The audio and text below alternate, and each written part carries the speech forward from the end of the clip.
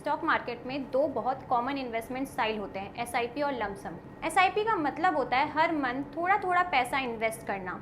Lump sum का मतलब होता है एक साथ बड़ा अमाउंट इन्वेस्ट करना। अब सिंपल लैंग्वेज में समझे तो एसआईपी आपको मार्केट टाइमिंग की टेंशन से बचाता है, क्योंकि इसमें आप हर महीने फिक्स अमाउंट इन्वेस्ट करते हैं, चाहे मार्केट ऊपर जा रहा हो या नीचे या साइडवे। इसका सबसे बड़ा फायदा ये होता है कि आपको यहाँ पर सोचने की जरूरत नहीं पड़ती है कि अभी इन्वेस्ट करना सही है या नहीं।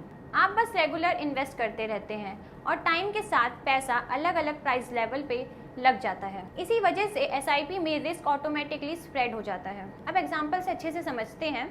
मार्केट हमेशा एक जैसा नहीं रहता है, कभी शेयर के प्राइस थोड़े ऊपर होते हैं, कभी नीचे। अगर आप एसआईपी कर रहे हैं तो हर महीने आप अलग अलग प्राइस पर बाय कर रहे होते हैं।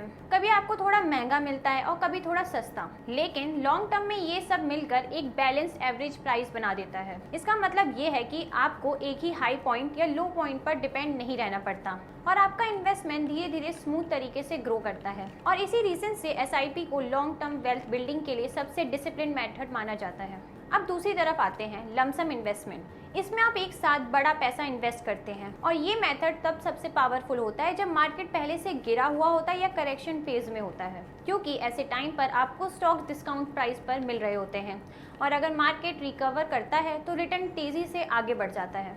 लेकिन इसमें एक चैलेंज भी होता है, वो है टाइमिंग। अगर आपने लमसम गलत टाइम पर इन्वेस्ट कर दिया और मार्केट आगे गिर गया तो शॉर्ट टर्म में आपको लॉस भी हो सकता है। इसलिए लमसम हर सिचुएशन में सही नहीं होता, ये मार्केट कंडीशन पर डिपेंड करता है। अब लॉन्ग टर्म इन्वेस्टिंग की रियलिटी को समझते हैं।